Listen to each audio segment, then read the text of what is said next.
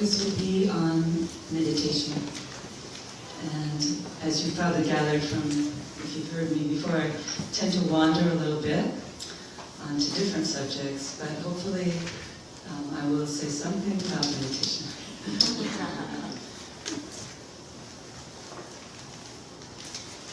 Meditation, as is said in a very powerful paper that I once read, a way of life.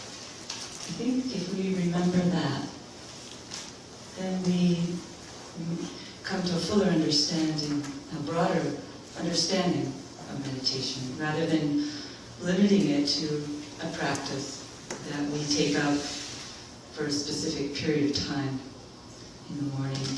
You know, it broadens it when we think of it and remember it as a way of life, because that's really what all a meditation practice is about, is coming to a new way of viewing your life from a meditative perspective.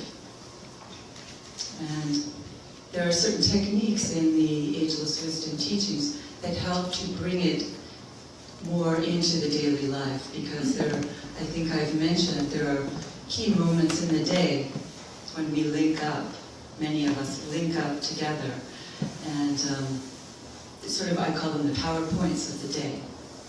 And so to the extent that we start to incorporate some of these points into our daily life, it's like a stimulating energy comes into us at different times of the day. And another important point about meditation is that we're primarily self-taught. You might then ask, well, then why am I here in a class about meditation? Well, other people can share their experience. Other people can share what they've learned. But really, it's like any other form of study that you take up. It really depends on you and your application to the process to make it effective in your life. And so, you know, it's really whether you make that decision to implement that rhythm, that rhythmic practice in your daily life. And then you can begin to benefit from the effects of meditation. But nobody can really tell you how to do it. They can share, as I said, they can share their experience. But that's all. You know? Because the esoterics, that's one of the fundamental points that the Tibetan brings forward. The esotericist, the person who studies esoteric teachings, is self-taught. You know, so it's nice to hear a lecture. It's nice to read a book. But those things don't really teach us fully about what meditation is. We can only really learn from our practice. And the practice is different for each one of us, because we each come to that practice of meditation with different qualities. We're all at different points on the path. Last week we talked about the path of reincarnation.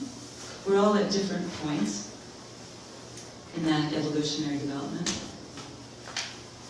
So we all bring different qualities to our meditative practice. We're all colored by different energies. We all have different educational backgrounds. So we all approach the path from a slightly different way. So the technique of meditation that might work for me, my experience in meditation, might be very different than your technique and your approach to it. Even if we're on the same path, quote unquote, even if we are adhering to the teachings of Alice Bailey, we still approach it in a slightly different way. But we're also living in a time that's very different from the time in ancient India when some of the ideas in this meditative practice were first put down. You know, the teaching that we follow was founded by a man named Patanjali in ancient India, who wrote down practices that had been carried over the years, the millennia. He was the first one who put the ideas in writing. But he lived 11,000 years ago. He lived a long time ago. And the teaching was transmitted at that time through a teacher to a small group of students. Now we're at a very different point on planet Earth. And that technique of a great teacher with a small group of students who were ready, really ready, with a teacher who could really give individualized meditation techniques to his students, that no longer is possible. We're living in a time when there's so many seekers, so many people ready to take up the path, that the training had to be changed. The method of training had to be changed. And while the teaching, Patanjali's teaching, still serves us today, and we're told it will continue to serve seekers for the next 7,000-year period, the method of training had to move from the physical plane, because those great teachers could no longer teach openly on the physical plane. There's just too many people ready for the teaching.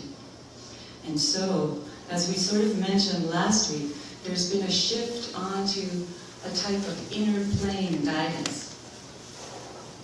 We can all, therefore, be guided. We're not alone, but we're guided only to the extent that we can affect that alignment that allows us to pierce through the veils and to tap into our soul first, because our soul is the first master. It's called the Master in the Heart. That's one of the meditations that I shared with you.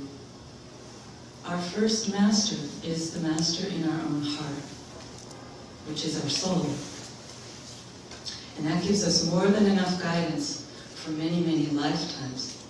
But if we persist in that practice, if we take ourselves in hand, eventually we can reach a point of consciousness where we begin to penetrate, as I said, beneath the surface of outer events and can contact teachers in the inner planes who can serve to guide us. But it's really an advanced stage on the evolutionary path when we are put in contact with an inner teacher. But we all can make that effort, especially during the period of the full moon. We'll be talking about that. The full moon approach is the preeminent time of the spiritual month where we can be trained from the inner planes. We're told each month at the time of the full moon is as if there's a thinning of the veils.